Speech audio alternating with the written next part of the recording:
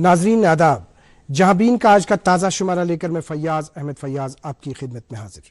नाजरीन, आप जानते हैं कि इस प्रोग्राम की वसातत से हम मुख्तलिफ मामलात से मुतल्लिक आप तक इंफॉर्मेशन पहुँचा देते हैं। हाल ही में पिछले कई हफ्तों में हमने बात की उन मामलात के सिलसिले में, उन मसाइल के सिलसिले में जो हमें फ़िल वक्त इस वक्त दरपेश हैं। हमने रिसेंटली क्लाइमेट चेंज के हवाले से बात की। हमने इसके बाद बात की कि जो हमारे पास दूसरा एक मामला है वो है कि जो मुख्तलिफ बीमारियां हैं, जैसे हमने स्टोमक के हवाले से हमने बात की, हमने प्रिवेंटिव कार्डियोलॉजी के हवाले से बात की। और आप जानते हैं कि 21 सितंबर को पूरी दुनिया में अल्जाइमर्स डे मनाया जाता है।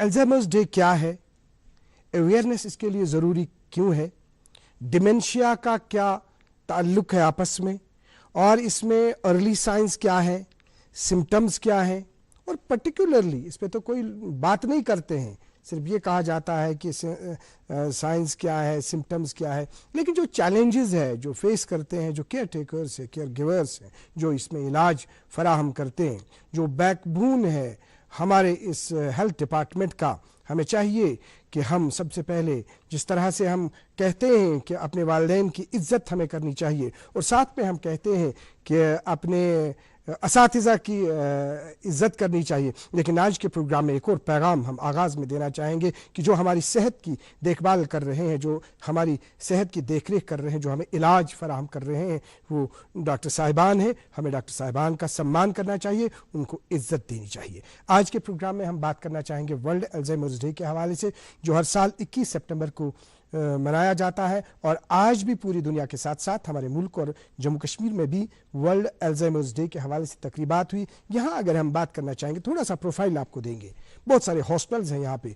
कश्मीर डिवीज़न की अगर हम बात करेंगे, जो गवर्नमेंट मेडिकल कॉलेज श्रीनगर है, इसका शोबा जो न्यूरोलॉजी शोबा है, तो वहाँ उसकी तरफ से पिछले कई बरसों में हमने देखा कि इस हवाले से बाज़ाब्ता लगातार अवेयरनेस जो है वो फराहम की जा रही है बीमारों को, आम लोगों को, और बाज़ाब्ता इस सिलसिले में पहले ही तैयारियां की जा रही है लोगों को बताने के हवाले से, और किस तरह से उनका ट्रीटमेंट ग्राउंड लेवल पे सबसे ज़्यादा कारगर साबित होगा, उस सिलसिले में काम हो रहा है। आज के दिन जो सुपर स्पेशलिटी हॉस्पिटल है गवर्नमेंट मेडिकल कॉलेज श्रीनगर, जो न्यूरोलॉजी शोबा है, किस तरह की एक्टिविटीज़ हुई, क्या कुछ अवेयरनेस फराहम कर रहा है ये शोबा, क्या कुछ चैलेंजेस इस शोबे को दरपेश है, खुसूसी गुफ्तगू हम आज आप तक पहुंचाना चाहेंगे। और हम तहे दिल से शुक्रिया अदा करना चाहेंगे, यहाँ स्टूडियो में तशरीफ़ रखे हुए हैं, ये है प्रोफेसर डॉक्टर बशीर अहमद सनाई साहब, जो डिपार्टमेंट हेड हैं department of neurology super speciality अस्पताल GMC श्रीनगर। और नामवर जो अगर हम देखेंगे कि जो इस वक्त न्यूरोलॉजी शोबा है यहाँ जम्मू कश्मीर में इलाज के हवाले से ख़ास महारत रखते हैं, हम वेलकम करना चाहेंगे, स्वागत करना चाहेंगे। प्रोफेसर बशीर अहमद सनाई साहब, आपका वेलकम है हमारे शो में। थैंक यू, शुक्रिया जनाब। इनके साथ तशरीफ रखे हुए हैं ये हैं डॉक्टर तनवीर हसन बाबा साहब, जो कंसल्टेंट न्यूरोलॉजी है department of neurology super speciality अस्पताल GMC श्रीनगर। डॉक्टर तनवीर हसन बाबा साहब, आपका भी बहुत बहुत शुक्रिया तशरीफ़ लाने के लिए। हम बात करना चाहेंगे प्रोफेसर डॉक्टर बशीर अहमद सनाई साहब, चूँकि पेशेंट्स के हवाले से अगर हम बात करेंगे, कोने कोने से आपके पास पेशेंट्स आते हैं, जम्मू कश्मीर के कोने कोने से देखते हैं आप ऐसे पेशेंट्स को जिनको न्यूरोलॉजी के हवाले से बहुत सारी प्रॉब्लम्स जो हैं उनको दरपेश होती हैं। लेकिन आज जिस तरह से आपने पिछले साल भी अगर हम याद करेंगे तो इस हवाले से बहुत आपकी तरफ से मेगा शो हुआ, बहुत सारी जो तकरीब के हवाले से आपने इंफॉर्मेशन दे दी। आगाज़ में अगर हम बात करेंगे इस सिलसिले में, जो आपका डिपार्टमेंट है, आपके डिपार्टमेंट का मैंडेट, किस तरह आप अवेयरनेस फराहम कर रहे हैं, और आज के दिन के हवाले से आगाज़ में आप क्या कहना चाहेंगे प्रोफेसर डॉक्टर बशीर सनाई साहब? अस्सलाम वालेकुम। वालेकुम अस्सलाम। मैं ये जो मेन है वर्ल्ड अल्जाइमर्स डे, इसका हम इसलिए इम्पोर्टेंस ज़्यादा दे रहे हैं क्योंकि हमारी जो एजिंग पॉपुलेशन है वो बढ़ रही है जी। सो इसके हिसाब से जो ही एजिंग पॉपुलेशन बढ़ रही है तो डिमेंशिया के केसेस भी बढ़ रहे हैं, क्योंकि जो एज है, बढ़ती हुई एज जो है, it is not the cause, ये इसका वजह नहीं है, मगर ये एक रिस्क फैक्टर है। सो हम ये जो पेशेंट्स है डिमेंशिया के, ये हम ओवरऑल बोलेंगे इनको डिमेंशिया, क्योंकि अल्जाइमर्स डे 70% कॉन्स्टिट्यूट कर रहा है डिमेंशिया के, डिमेंशिया क्योंकि डिमेंशिया के बहुत सारे वजूहत हैं, ट्रीटेबल, नॉन ट्रीटेबल, अनट्रीटेबल। सो इसलिए हम इसका ये उजागर कर रहे हैं, क्योंकि डिमेंशिया को अगर लोग अर्ली साइंस और सिम्टम्स जो हम अभी बताने वाले हैं इस प्रोग्राम में वो पिकअप करेंगे, हम उनका, आप समझ सकते हैं उनका लाइफ स्टाइल कैसा होता है लेटर ऑन। वो ऑलमोस्ट वेजिटेबल बन रहे हैं और उनको ख्याल रखने में बहुत दिक्कत आती है, ट्रीट करने में बहुत, जब एडवांस स्टेज में आता है तो हम इसको ट्रीट नहीं कर सकते। It is almost, it is in not curable but it becomes non treatable. So इसलिए हमारा मकसद ये है, हमारे डिपार्टमेंट का मकसद है, जो भी पेशेंट्स आएंगे हमें लग रहा है ये जो अर्ली स्टेज पे आते हैं उनको पिकअप करना और उनको वो डायग्नोस्टिक यूटिलिटीज जो हमारे पास है वो अप्लाई करके उनको पिकअप कंफर्म करके फिर उनको ट्रीटमेंट दिया जाएगा, सो दैट उनका लाइफस्टाइल आगे ठीक हो जाए। जी, आगे बढ़ना चाहेंगे डॉक्टर तनवीर हसन बाबा साहब। जिस तरह से आपने सुना, प्रोफेसर साहब ने बता दिया कि जो डिपार्टमेंट है, डिपार्टमेंट का मैंडेट क्या है, मकसद क्या है, क्योंकि उन्होंने कहा कि अगर अर्ली, सबसे पहले अगर हम देखेंगे कि जो इसकी साइंस है, अगर उसको पहले काबू किया जाए तब हमें आगे वाले हालात जो है वो देखने को नहीं मिलेंगे। तो आपसे ये जानना चाहेंगे कि अगर हम अर्ली साइंस की बात करेंगे, किस तरह से एक इंसान को पता चलेगा कि आया उसको डिमेंशिया के हवाले से ये उस ट्रैक की तरफ जा रहा है ये पेशेंट? आपकी कलिमात। ये बहुत ज़रूरी सवाल है जो आपने पूछा कि शुरू में कैसे पता चलेगा हमारे को। देखो, डिमेंशिया एक खाली याददाश्त में कमी को नहीं बोलते हैं, इसमें बहुत सारी चीज़ें आती है। सबसे कॉमन जो हमारे पास पेशेंट आता है वो बोल रहा है कि हमारे को चीज़ें भूल रही हैं, कहीं चाबी रख रहे हैं, याद नहीं है। तो अगर ये हल्के फुल्के स्टेज में है तो हम कह सकते हैं कि ये तो नॉर्मल एजिंग का प्रोसेस है। But most of the time क्या होता है कि जो नॉर्मल एजिंग का प्रोसेस है उसमें एक इंसान की डेली एक्टिविटीज़ जो होती है, जो वो सुबह से शाम तक काम करता है, उस जॉब है उसका, पैसों का ख्याल, फाइनेंसेस को रेगुलेट करता है, उसमें फ़र्क नहीं पड़ता है। इंसान की डेली एक्टिविटीज चल रही होती है, थोड़ा सा चीज़ें भूल जाता है।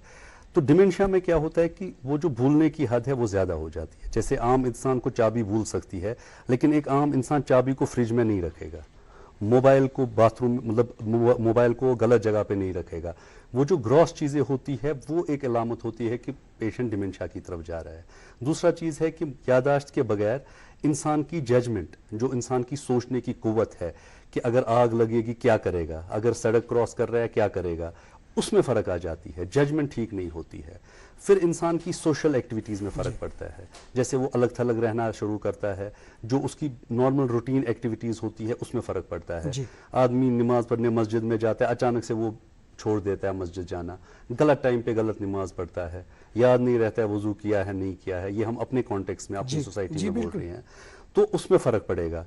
अच्छा, जो काम उम्र भर आदमी कर रहा है, जैसे एक हमारे मस्तूरात हमारे घर में है, वो कुकिंग कर रही है, तो पिछले 50 सालों से 30 सालों से कुकिंग कर रही है, तो अचानक से उसको लगता है कि मैं वो कुकिंग नहीं कर पा रही हूँ, कभी नमक के बदले चीनी डाल देती है और उसको पता नहीं चलता इन चीज़ों का।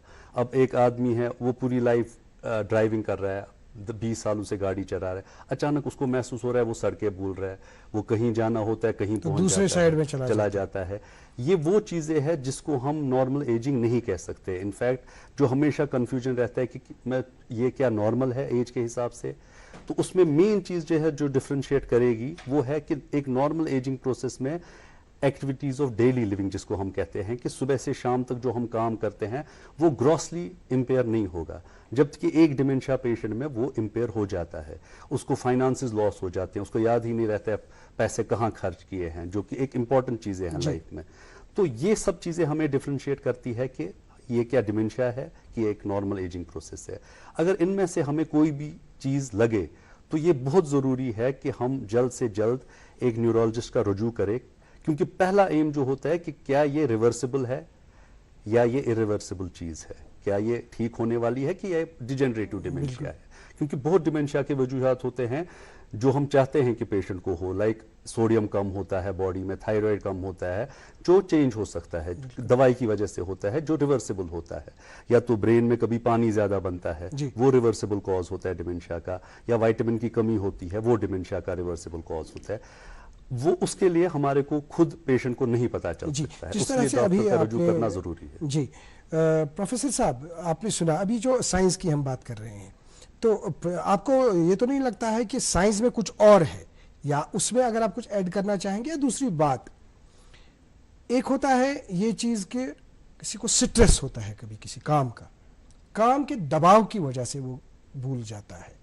किस तरह से हम कंपेयर कर सकते हैं कि आया इस पेशेंट को कहीं पे दबाव तो नहीं है किसी काम का, कोई वर्कलोड ज़्यादा तो नहीं है, एक ही दफ़ा उसको 40 चीज़ें 50 चीज़ें याद रखनी है तो नहीं रख पा रहा है, फिर डेफिनेटली वो भूल सकता है वो चीज़ें, तब उस चीज़ को थोड़ा सा डिफ्रेंशिएट करना है। तो इन चीज़ों को आप कैसे टैकल कर रहे हैं?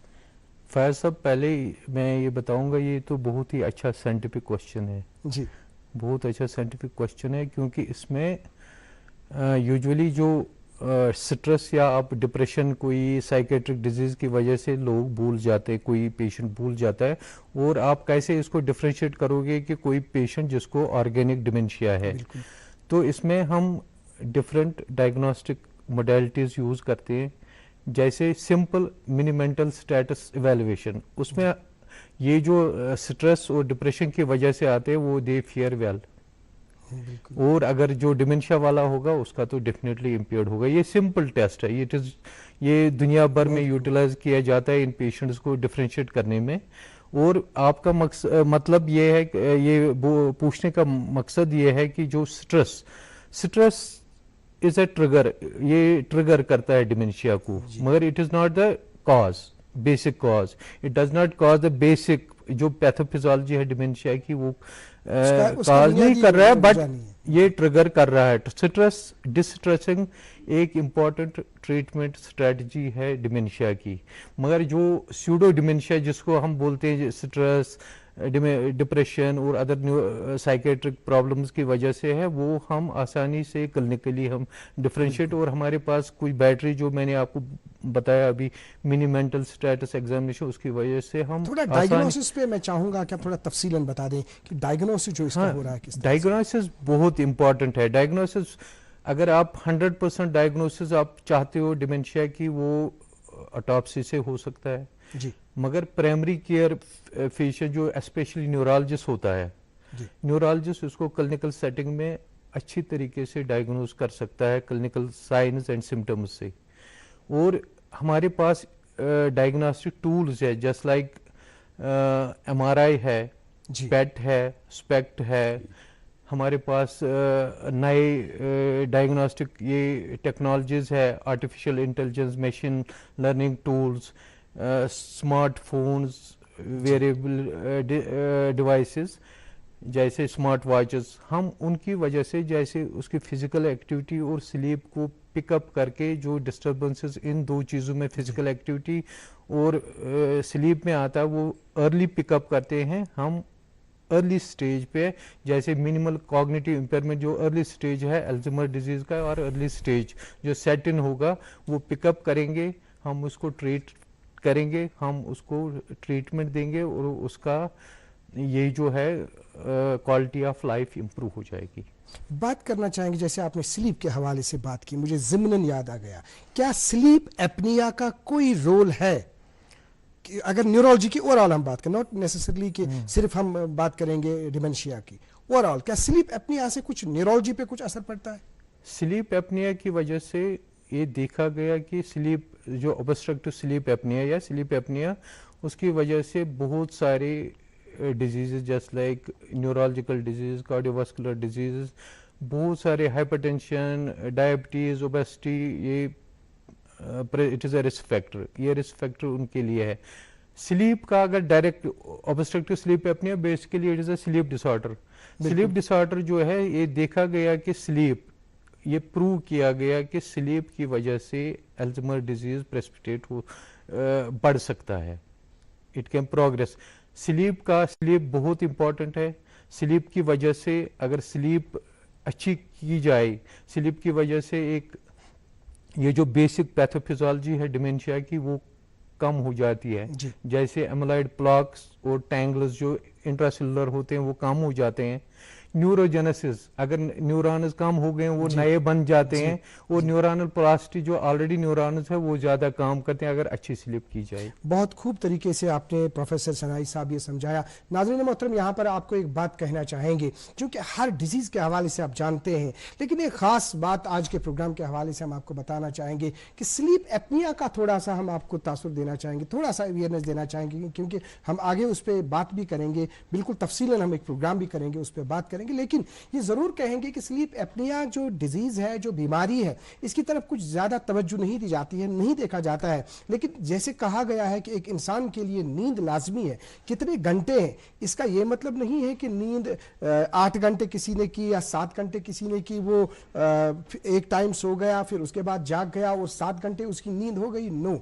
लेकिन इसमें यह देखना चाहता है कि इसकी कनेक्टिविटी कितनी रही, यानी जो नींद उसकी है वाकई तो ये कहीं ब्रेक तो नहीं हुई। अगर वो ब्रेक कहीं पे हो जाती है तो वो स्लीप एपनिया की प्रॉब्लम है। तो उसका ये मतलब है, उसके लिए बाज़ाब्ता टेस्ट किए जाते हैं जो बिल्कुल डॉक्टर साहब हमें समझाएंगे। तो अभी जो डॉक्टर तनवीर हसन बाबा साहब, जो अभी प्रोफेसर साहब ने हमें बिल्कुल खूब अंदाज में ये 2-3 चीज़ें जो समझाई, जो इन्होंने बता दिया, चूँकि अभी हम वापस अपने ट्रैक पर आएंगे, जो हम बात कर रहे हैं इस वर्ल्ड अल्जाइमर्स डे के हवाले से। अभी डायग्नोसिस पे भी बात हुई, अवेयरनेस पे भी बात हुई और अर्ली साइंस पे भी बात हुई। तो किस तरह से आप इस इंफॉर्मेशन में कोई चीज़ हमें रह तो नहीं गई जो आप ऐड करना चाहेंगे? ऐड है, मतलब हमने अभी बेसिकली जो हमें मेन क्वेश्चन होता है जब किसी घर में ये डिमेंशिया पेशेंट होता है, तो हमारे पास पेशेंट आते हैं कि हमें डिमेंशिया तो नहीं है, हम कैसे बचें इससे, जो हमें लगता है बहुत ज़रूरी है। पहला सवाल होता है कि हमें तो नहीं है, हमें कैसे पता चलेगा। तो जो उनका वो वहम होता है कि हमें घर में डिमेंशिया है, हमें कितने % चांस है होने का, तो यूजुअली जो नॉर्मल अल्जाइमर्स होता है, लेट ऑनसेट जो होता है, जो हम 65 के ऊपर देखते हैं, तो उसमें फैमिलियर रिस्क होता है बट बहुत कम होता है। जो फैमिलियर रिस्क ज़्यादा देखा गया है वह अर्ली ऑनसेट डिमेंशिया में देखा गया है। लाइक जब 65 से पहले किसी को ये तकलीफ होगी तो उसकी फैमिली में चांसेस है कि कोई जेनेटिक म्यूटेशन हो सकती है जिस वजह से ये हो सकता है। तो जब हम डिमेंशिया वर्ड यूज़ करते हैं तो हमारा फोकस अल्जाइमर्स पे इसलिए रहता है, जैसे डॉक्टर साहब ने बोला, ये लगभग 60 to 80% कॉन्स्टिट्यूट करता है। उस 60-80% के बगैर जो हमारे पास डिमेंशिया का रीज़न होता है, तो सेकेंड नंबर पर हमारा वेस्कुलर डिमेंशिया होता है। तो वेस्कुलर डिमेंशिया होता क्यों है? ब्लड वेसल्स से जो सप्लाई होती है उसको ऑब्स्ट्रक्शन होने की वजह से ब्रेन के एरियाज डैमेज हो जाते हैं। तो वो एक बहुत प्रिवेंटेबल सॉर्ट ऑफ डिमेंशिया है। तो हम उन पेशेंट्स को ये कहते हैं कि जो हम चेंज नहीं कर पाते हैं, मॉडिफाइबल, जैसे आपकी फैमिली हिस्ट्री है या आपकी एज है, एज सबको बढ़नी है, ये 2 रिस्क फैक्टर हम चेंज नहीं कर सकते हैं। बाकी जो हमारे पास रिस्क फैक्टर्स है, मॉडिफाइबल जो रिस्क फैक्टर्स जिसको हम बोलते हैं, उस पे आप फोकस कीजिए, रादर देन आप ये क्वेश्चन किए कि हमें कितना चांस है। और वो जो मॉडिफाइबल रिस्क फैक्टर्स है वो फॉर्चुनेटली लगभग सब रिस्क फैक्टर्स वही है जो आपके हार्ट अटैक के लिए रिस्क फैक्टर्स है, जो आपके स्ट्रोक के लिए रिस्क फैक्टर्स है, जो आपके डायबिटीज के लिए रिस्क फैक्टर, जो अदरवाइज भी रिस्क फैक्टर्स है। तो उसका एक लिस्ट बनाया गया है जो अब हम पैम्फलेट्स के जरिए से लोगों में वो पहुंचाते हैं कि ये जी आप इस पे फोकस कीजिए। उसमें नंबर 1 हमारे को मॉडिफाइबल में आता है कि अगर आप में हाइपरटेंशन है उसको कंट्रोल कीजिए, अगर आपको शुगर की बीमारी है, डायबिटीज़ है, उसको कंट्रोल में रखिए, अगर आपका कोलेस्ट्रॉल हाई है, उसमें जो सबसे ज़्यादा स्टडी है एलडीएल कोलेस्ट्रॉल है, उसको कंट्रोल में रखिए, अगर आपको ओबेसिटी है उसको कंट्रोल कीजिए। जैसे डॉक्टर साहब अभी आप बोल रहे थे स्लीप अब बहुत बड़ा रिस्क फैक्टर बन रहा है। लाइक जैसे पहले स्मोकिंग रिस्क फैक्टर था जो इसमें आता है, स्मोकिंग अगर कर रहे हो वो नहीं कीजिए, अगर अल्कोहल या ड्रग्स का यूज कर रहे हैं वो नहीं कीजिए। तो उसी तरह स्लीप का भी बहुत बड़ा रोल आ रहा है कि प्रॉपर स्लीप इज मस्ट। वो तो फिर दीगर बात है कि वो 8 घंटे की नींद बराबर हो रही है कि नहीं हो रही है, बीच में ब्रेक्स तो नहीं आ रहे हैं, बट स्लीप एक सॉर्ट ऑफ मेडिसिन की तरह काम करता है। मेंटल रेस्ट भी होना चाहिए, जो आप 7 to 8 आवर्स एक नॉर्मल एडल्ट के लिए रेस्ट बहुत जरूरी है। तो ये भी एक रिस्क फैक्टर बन जाता है आपके डिमेंशिया के लिए। दूसरा 2 रिस्क फैक्टर्स जो हमारे एल्डरली बहुत नेगेट करते हैं, अगर देखने में प्रॉब्लम है, इतना कटरैक्ट है या इतना ग्लासेस की ज़रूरत है, अपने विजन को कायम रखिए। अगर ज़रूरत है सर्जरी कीजिए, क्योंकि देखा गया है जो विजन करेक्शन नहीं करते हैं उनमें भी डिमेंशिया बढ़ता है। उसी तरह ऑडिटरी करेक्शन, लाइक कोई बोलता है मैं सुन नहीं रहा हूँ, मेरी एज चली गई है, मैं मशीन नहीं लगाऊंगा, ये बहुत गलत नज़रिया है। मशीन जो लोग लगाते हैं उनमें डिमेंशिया कम देखा गया है एल्डरलीज में एज कंपेयर टू उन लोगों में जो मशीन लगाते हैं।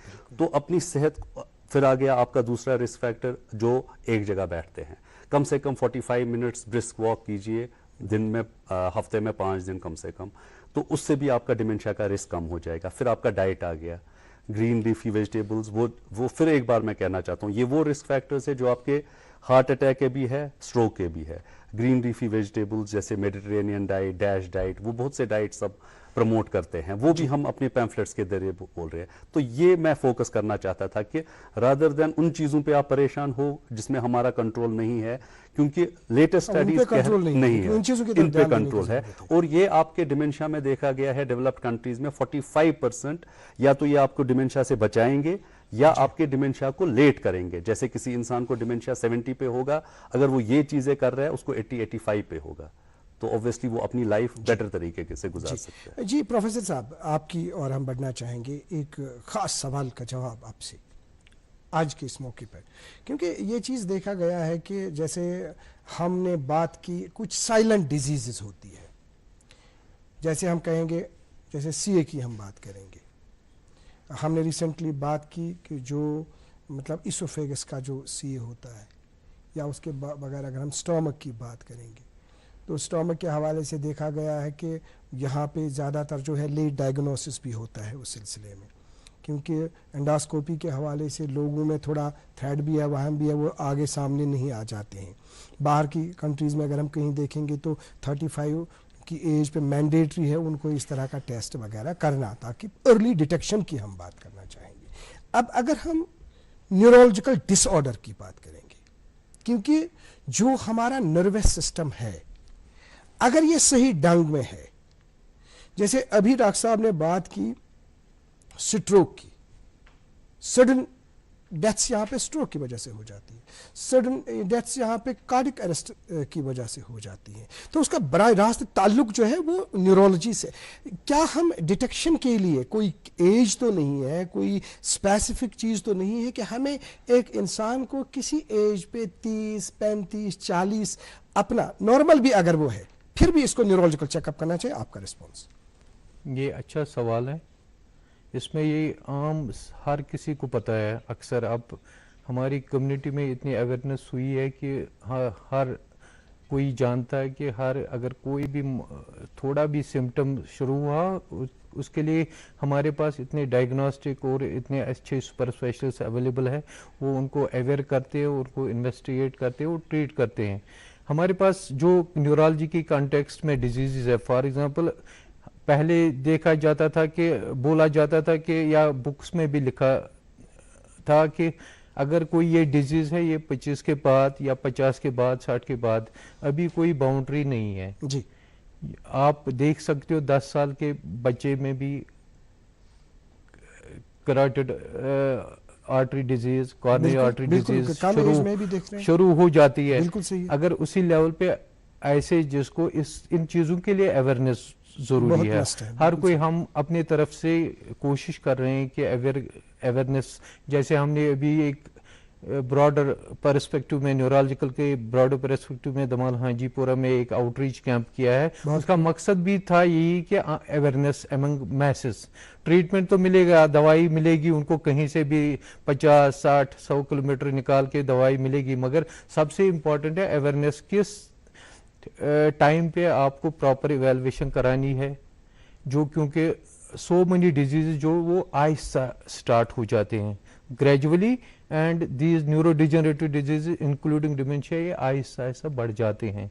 इनके लिए जब ये इम्पॉर्टेंट है उजागर करना, अवेयरनेस देनी कि जब ये सटल सिम्टम जो हमारे कंसल्टेंट साहब डॉक्टर तनवीर साहब ने अच्छी तरीके से बताए, वो सटल सिम्टम्स अगर स्टार्ट हुए इसका मतलब है आपको जाना चाहिए न्यूरोलॉजिस्ट जो डिमेंशिया में महारत रखता है उसके पास जाओ, वो आपको इन्वेस्टिगेट ही करेगा। अभी तो मैंने आपको वो भूल गए थोड़े बहुत बायोमार्कर जो नए आए हैं, जैसे मैंने आपको बताया आर्टिफिशियल इंटेलिजेंस, मशीन लर्निंग, उसकी वजह से smartphones and this variable devices जैसे स्मार्ट वॉचेस, उसके बगैर है हमारे पास बायोमार्कर्स। बायोमार्कर्स जैसे ब्लड में मार्कर्स करते हैं, जैसे न्यूरोफिलामेंट टाउ प्रोटीन, और सीएसएफ में हम फास्फोरिलेटेड टाउ एंड एमाइलॉइड में, और एक है हम जो आंख के रिलेटेड, हाँ we are doing retinal nerve, वो बहुत इजी है और इससे इजीली आप चैलेंजेस आपको दरपेश तो नहीं होते इसमें मुख्तसरन आप नहीं, हमारे पास ये हमारे इंस्टीट्यूट में ये डायग्नोस्टिक ये मॉडल सारे अवेलेबल है। पेशेंट जो आएगा उसको सिर्फ अवेयरनेस होनी चाहिए कि इस तकलीफ को इस टाइम पे इलाज कराना है, डायग्नोसिस करानी है, सो दैट उसकी क्वालिटी ऑफ लाइफ आगे ठीक रहे, वही इंपॉर्टेंट होता है। एक और रिस्पॉन्स आपसे मुख्तसरन लास्ट पे, वक्त हमारे पास कम है, कि कोई चैलेंजेस दरपेश तो नहीं है इसमें? चैलेंज पे हमने इसमें दो टाइप्स के चैलेंजेस होते हैं। एक है इसमें एक केयर गिवर्स होते हैं, एक फिजिशियन, न्यूरो फिजिशियन, और दूसरा होता है फैमिली मेंबर्स हमारे इस कम्युनिटी में, क्योंकि वेस्ट में थोड़ा एडवांस्ड होता है, 4-5 लोग इसमें सपोर्ट ग्रुप, सोशल एक्टिविस्ट्स बहुत सारे काम आते हैं। वी हैव टू मोबिलाइज, हमारी अवेयरनेस इसलिए है कि we want to mobilise these things to create this concept here also. मगर चैलेंजेस ये है कि नंबर 1 केयर गिवर के लिए स्टडीज हुए हैं, इसमें देखा गया कि जो ये डिमेंशिया पेशेंट जो एल्डरली होता है उसको एटलीस्ट 9 से 10 दवाइयां ऑलरेडी होते हैं। सो 10वीं या 11वीं दवाई ऐड करना बहुत मुश्किल होता है, क्योंकि ये पेशेंट जो है ना, इनको दे आर एजिटेटेड, ये रिफ्यूज करते हैं खाना।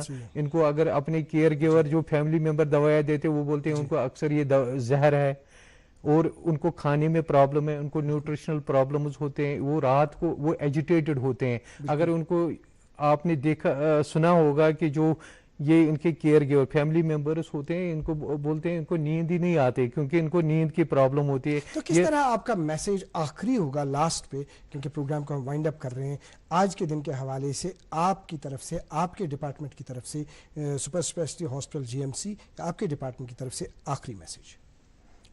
मेरी मैसेज ये है, जो हमारे लवेबल ये पेशेंट्स है, we love those patients, we love to treat, we love to have better quality of life for those patients.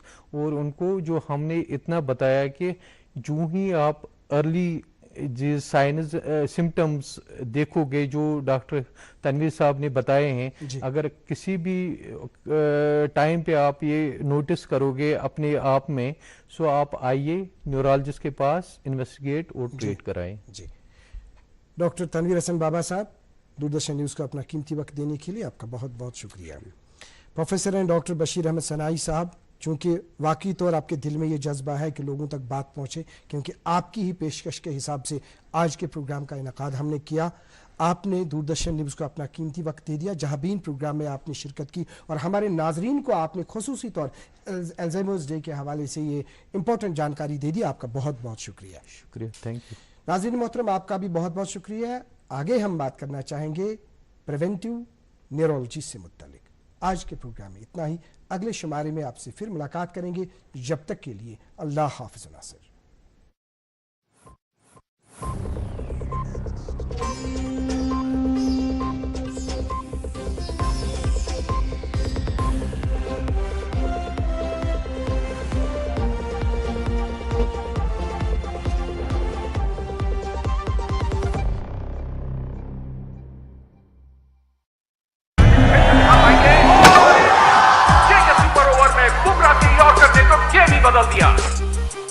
और जानते हो बुमराह